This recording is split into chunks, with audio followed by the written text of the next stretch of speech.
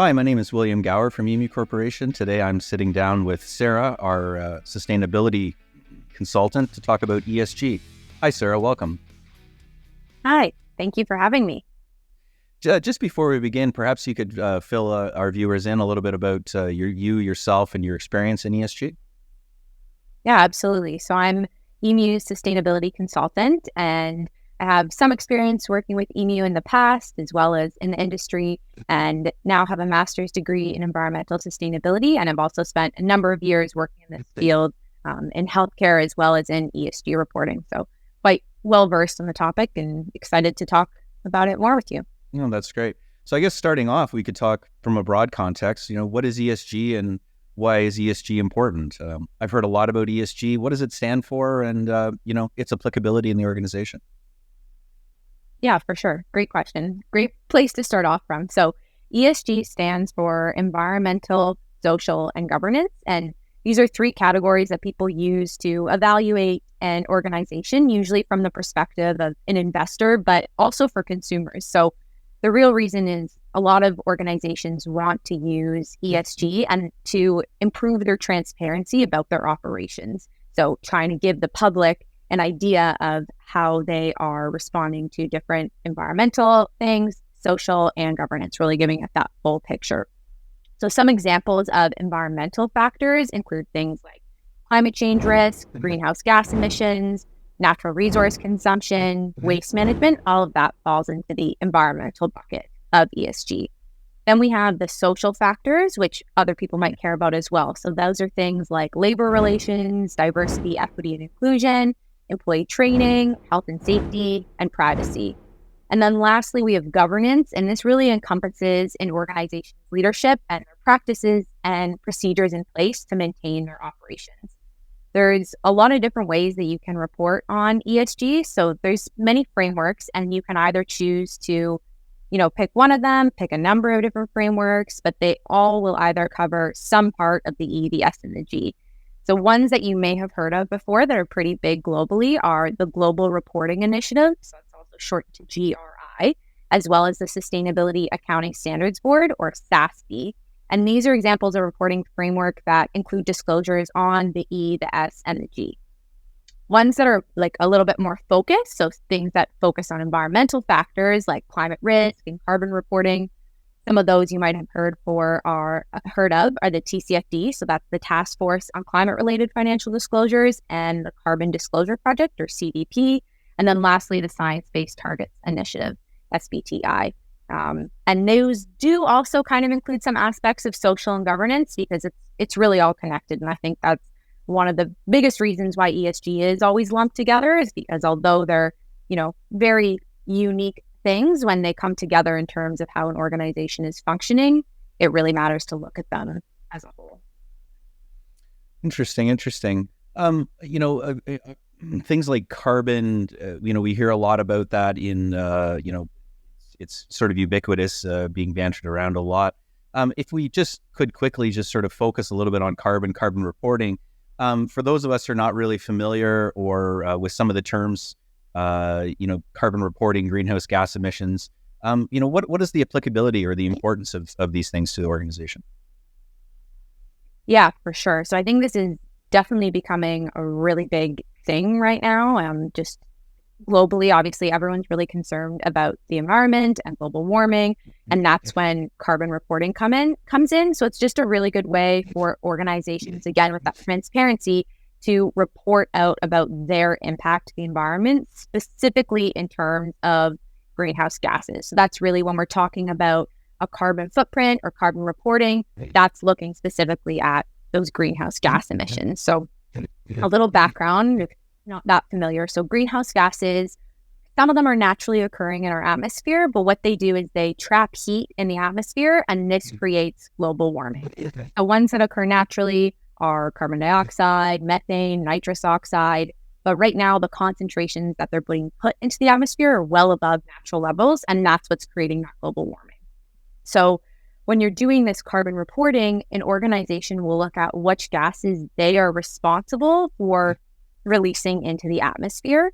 And that's because of their operations. So they can report either like on each individual greenhouse gas. So this is how much methane, this is how much carbon dioxide, but usually it's done in carbon dioxide equivalents because every greenhouse gas, it's kind of hard to compare, as well as with different activities that you might have. They might have different, different gases. So it's hard to say, okay, someone's reporting this much carbon dioxide, someone's reporting this much nitrous oxide. How do we compare it? And that's where that carbon dioxide equivalents come in.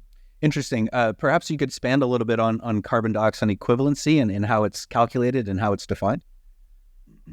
Yeah, for sure. So kind of like I was mentioning, for example, we have like methane and carbon dioxide. And if you release carbon dioxide into the atmosphere, let's say 1 ton of that has been given a global warming potential of 1, or any unit of carbon dioxide is given a global warming potential of 1.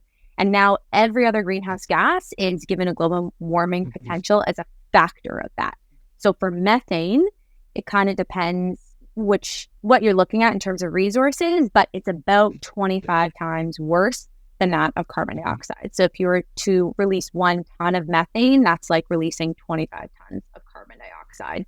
And usually it's looking on a 100-year time scale. So when it's been in the atmosphere for 100 years, what's the global warming potential of that? And methane is like one of the more minor ones, but if you're looking at things like, I don't know if you've heard of HFCs, so hydrofluorocarbons, or PFCs, perfluorocarbons, those are thousands of times worse that of carbon dioxide. So their global warming potential is on a much greater scale. And that's why we use these carbon dioxide equivalents so we can compare them, because otherwise that's, apples to oranges, right? It just makes that accounting easier, and that's how you can compare organizations. Interesting. So, I mean, we're talking about methane, we're talking about CO2, we're talking about other potential atmospheric pollutants which contribute to global warming.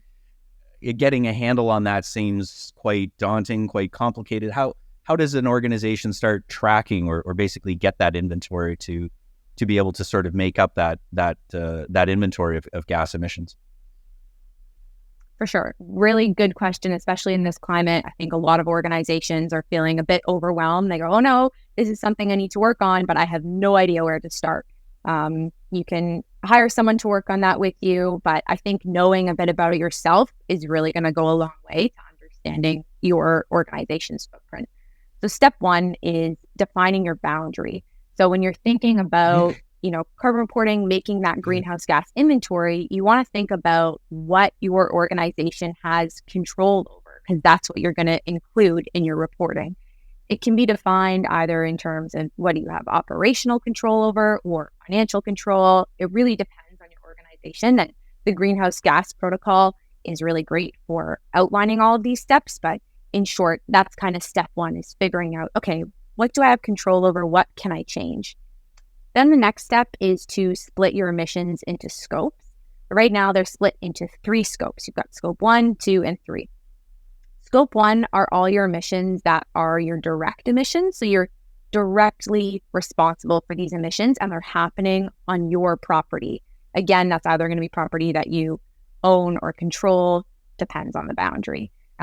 So if you're a small business, some examples of your scope 1 emissions are going to be any diesel fuel that you burn in your backup generator. If you have a furnace, any natural gas that you burn, because those emissions coming out of the equipment is on your property. So that's direct. Also, if you have a company car, that falls into your scope 1 emissions too. Then we have scope 2 emissions, and these are all your indirect emissions.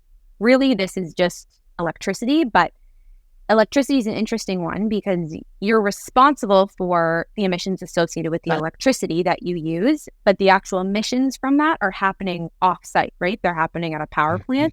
So that's why they're indirect, because although you're responsible for those emissions, they're not occurring at your property. And then lastly, we have scope 3, and this is all of your other indirect emissions. And it's really a catch-all, and it could also include emissions that other organizations are counting on. And I think this is really important that scope 3, it's such a broad capture of all the different emissions. And that's why we have it, to make sure that there's no double counting, because anything that might be in here could also be in someone else's, but scope 1 and scope 2 are those are the direct emissions. And then after that, we kind of include everything else. So some examples of scope 3 are garbage. So you think about garbage, you're responsible for creating that, you've made it, but now the emissions are happening at the landfill, right? So those emissions at the landfill, that's actually part of their company's, like the landfill's scope 1 emissions, but because you generated that waste, it's part of your scope 3. Mm-hmm. And scope 3 is getting absolutely a lot of attention right now because for a lot of organizations, they're realizing it's so much bigger than their scope 1 and their scope 2. I could definitely go into more detail on this, but hopefully that kind of gives you an idea of what we're talking about with emissions and what's kind of included in that reporting and of a greenhouse gas inventory. Yeah, it does. Thank you. And I can see that, it potentially can be daunting for an organization, but I mean, given the importance of climate change to, facing society, it is very important. And, there's that old adage, what gets measured gets improved.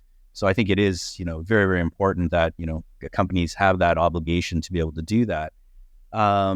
Another term sometimes I've heard is life cycle assessments. Is that the same, or is it related to inventories?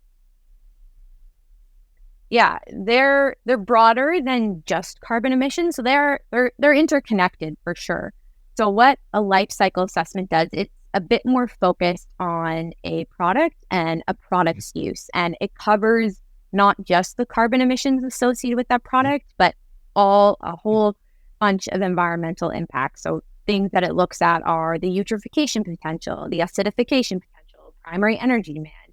So what I was talking about earlier with the carbon dioxide equivalents and the greenhouse gases, different gases and different processes are going to impact the environment in different ways. So when we're thinking about our global warming potential, that's when we look at those CO2e, those carbon dioxide equivalents.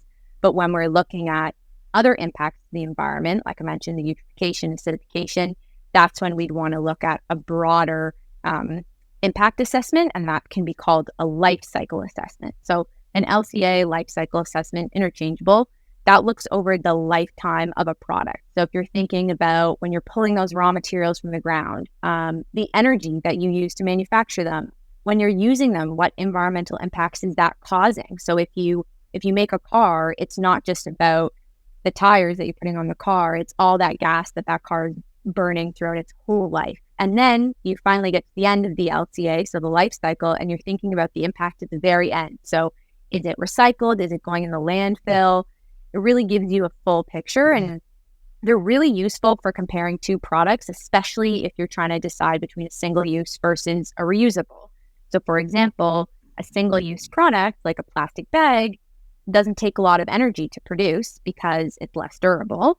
So you might think, okay, that's better for the environment. And the reusable one also requires cleaning. So if you're cleaning it over and over again, how does that impact the environment?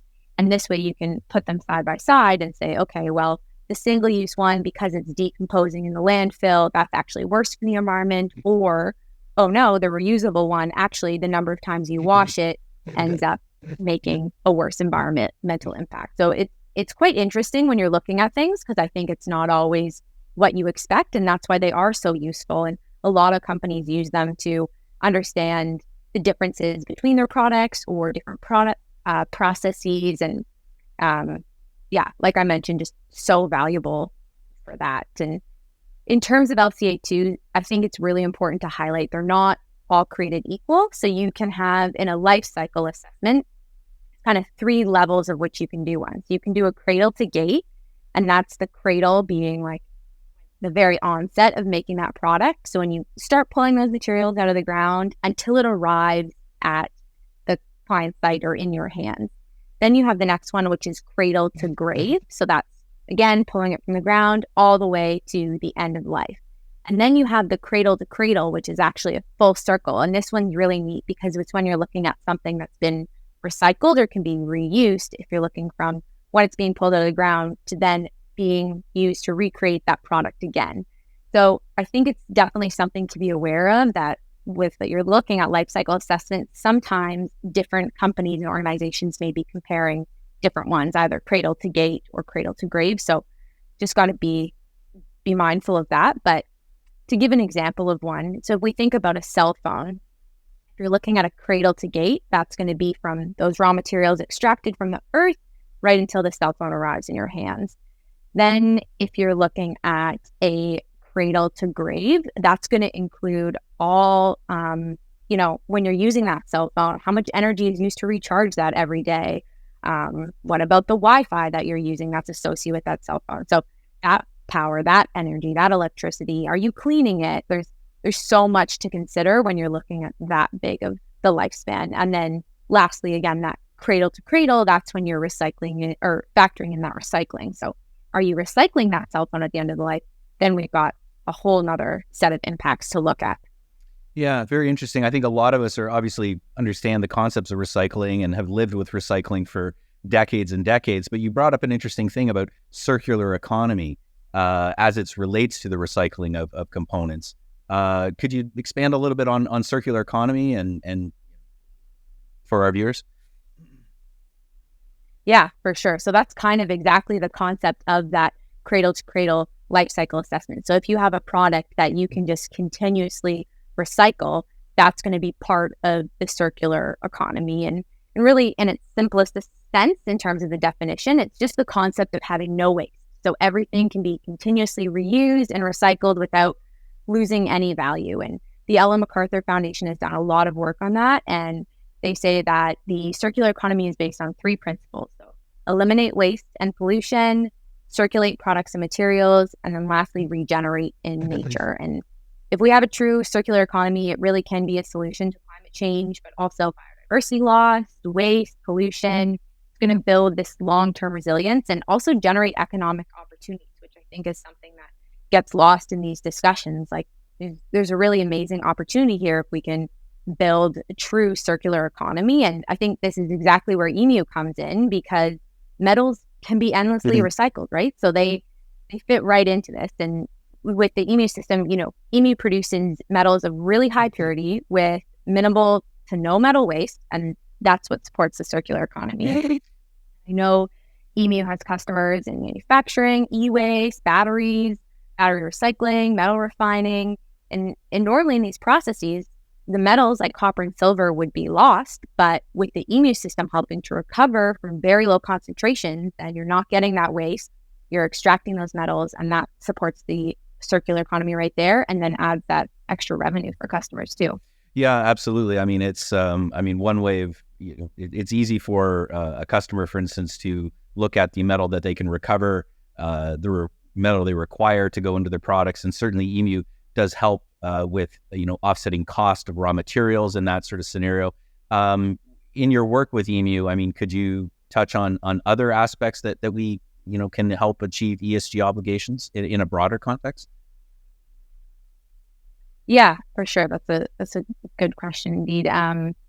With there's many ways that emew can support their customers. So not just obviously the metal that we're talking about, but when you're thinking about other environmental factors, emew has a really positive impact. So by installing an emew system, you can help improve that wastewater quality. So instead of having metals that are in the waste, but other contaminants, now the wastewater is going to be a lot cleaner, a lot easier to refine or dispose of safely. And that's going to minimize those environmental impacts and support clients meet regulatory requirements. I think that's a really big thing right now, environmental compliance. There's a lot of restrictions, and if you have an emew system, it can help you meet those.